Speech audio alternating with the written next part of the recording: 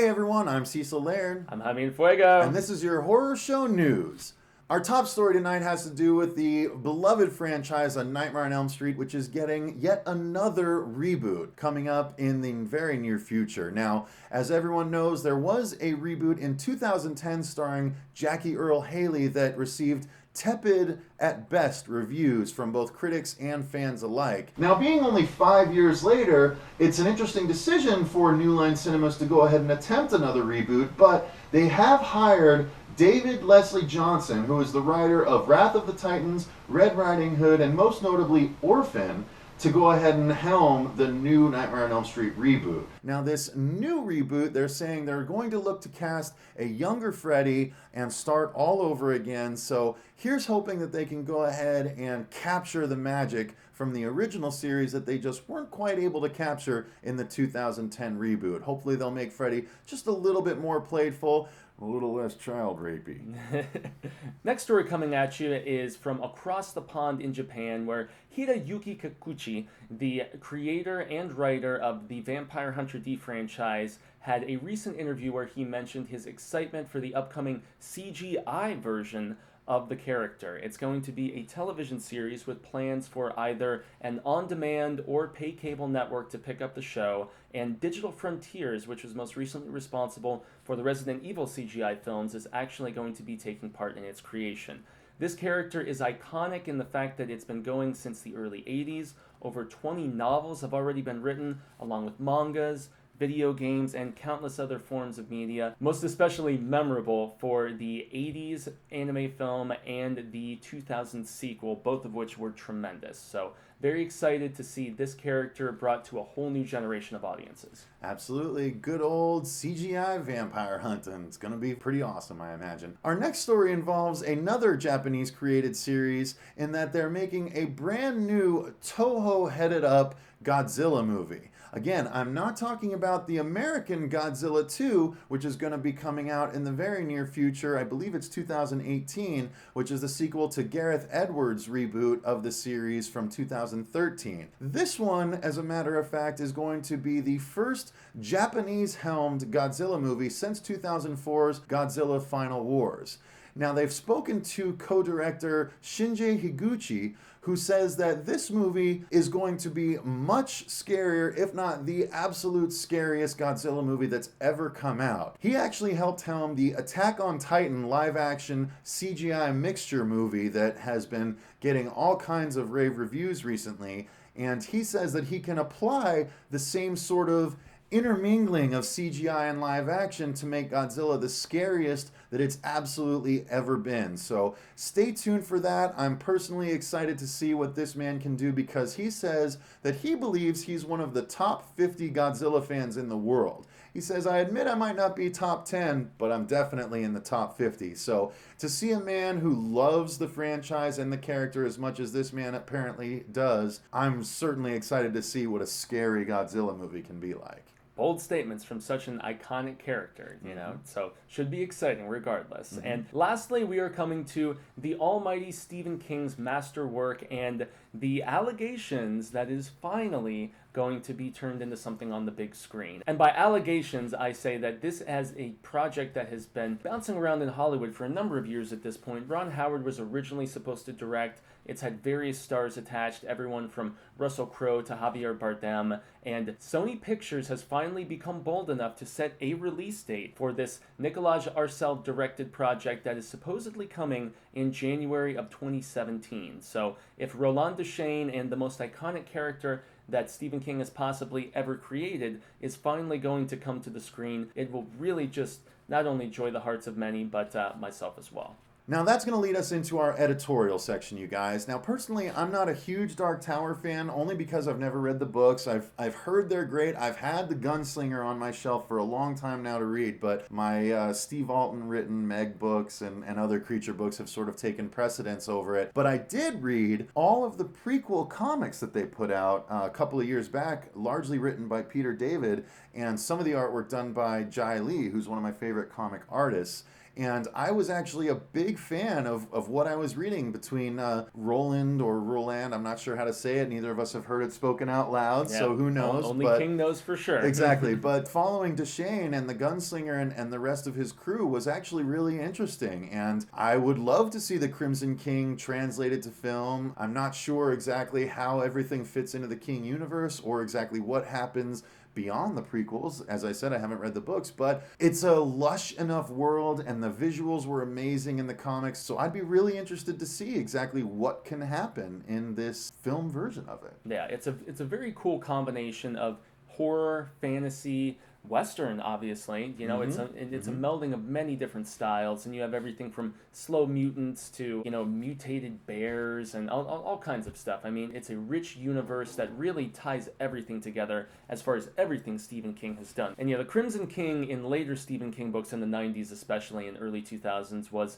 the big baddie. He was the guy who, essentially, with all of these intertwining worlds, was the main antagonist. So, cool. Well, I definitely am going to be interested to see what comes out of that. Now, let's move into my top story of the day, which is the second reboot of the Nightmare on Elm Street series. Now, a lot of people are saying, let's not do it, let's hold off, you know, or the last one was a disaster, let's just let the series lie as is. But here's the thing, my opinion on it has always been, I would rather see more Freddy and see them try again than never see a new Freddy movie ever again. Truly. So a lot of people have been talking about how it'd be cool to see a female Freddy. Wouldn't that be neat and different? And yeah, okay, that'd be neat and different. I mean, Frida Krueger doesn't sound quite as, scary. Yeah. But, I'm not so sexist that I don't think they could pull a female slasher because, honestly, it hasn't been done very much. Yeah. And it could very well be done right. You know, I always think of Urban Legend. Very good film. Yeah, absolutely. That was good. High estimation. Tension is one of my favorite movies. We did a review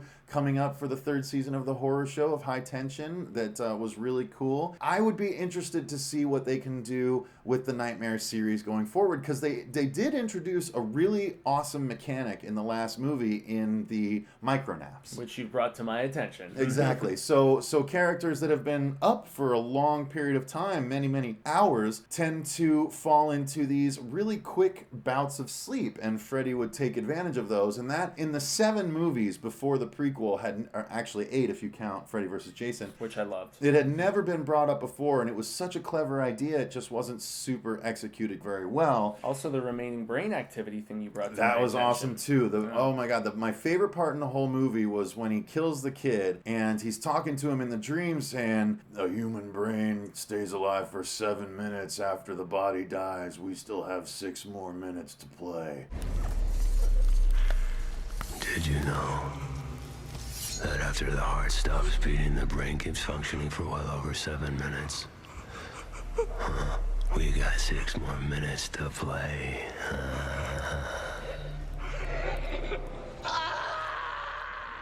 That was unnerving as hell to me. So, totally. And yet, that also was possibly one of the main detriments of the film, was the lack of character and charisma and almost like that little of humor, tongue-in-cheek winking at the camera that Freddy became so there was no known sparkle in Freddy's eye in that movie, Yeah. and there really was in the past ones for sure. You couldn't tell he was loving the killing as much as he did in some of those later Robert Englund installments. Yeah, at least. exactly. So, but personally, I'm excited to see more Freddy coming at us sooner than I thought it would. So, should be more exciting. power to them. Good luck, New Line. Hope you find the right antagonist for this one because it can't be worse than Rorschach, in my opinion. Yeah, he wasn't great, but he wasn't bad either. So good actor, just poorly cast, in my opinion. Agreed. Okay, so next up, we get to talk about Vampire Hunter D, which I know is a series that you're not as familiar with. I'm not Have as you at least familiar heard with of it. I have heard of it, and I did try and watch a little bit of the anime. I never finished it, but he's the guy that has like the big hat, right? The exactly. big, very massive slender, hat and the pointed, guns and stuff like that.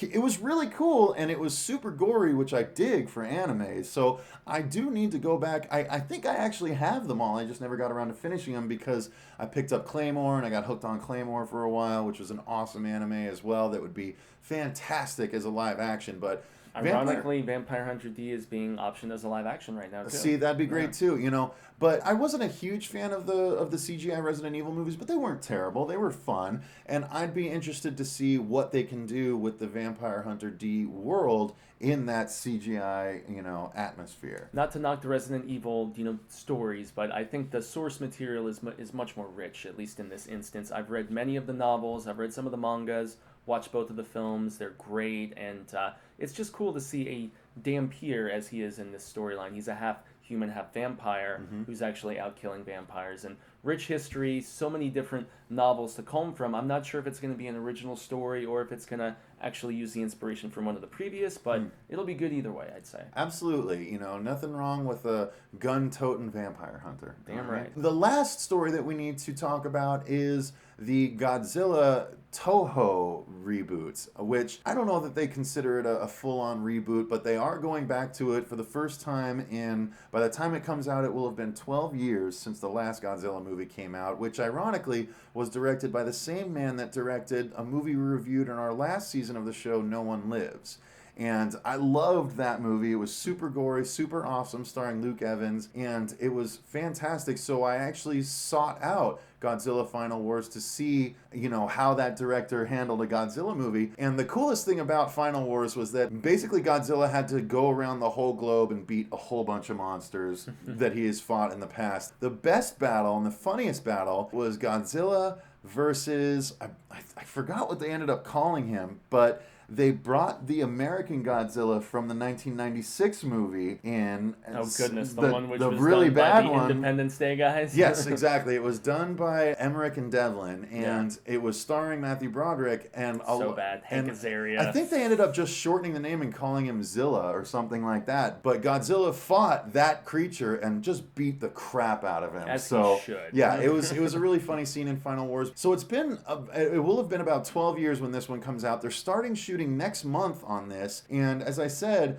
Shinji Higuchi says that it's going to be the scariest Godzilla movie that's ever been put to film, which is exciting to me. I have not seen the Attack on Titan live action yet, but I am fully planning on it. It's apparently in 2 parts. Based on the trailers alone, it looks tremendous. It looks awesome. Yeah. Giant man-eating humanoids that are just scary and massive, and I would be interesting to see how they can use the blending of the CG and the live action to make Godzilla scary for once. I think that's the best route to go now, you know, is to use a blending of both, the best of both worlds. Absolutely, absolutely. They've been doing that a lot for years now in America, and I guess they're just sort of seeing what they can do with it out there with that Attack on Titan, because people are just loving it, and I'm super excited to see it, so I'm super excited to see how the King of Lizards can go ahead and scare the pants off of us, hopefully. And then plus we still have the Gareth Edwards sequel coming too, so we got Exactly. a double dose of Godzilla, or should I say Gojira? Gojira. Yes. Yes, the Toho Godzilla is planned for 2016. Godzilla 2,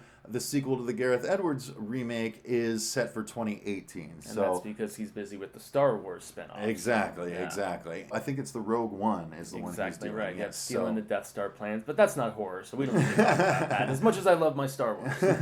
So that's going to cover it for this week's Horror Show News, you guys. Thank you very much for watching, and we'll be back in 2 weeks to share some more horrific stories for you. But for now, thanks for watching. I've been Cecil Laird. Gracias, I've been Jaime and Fuego. And remember, Stay scared. Gojira! Godzilla!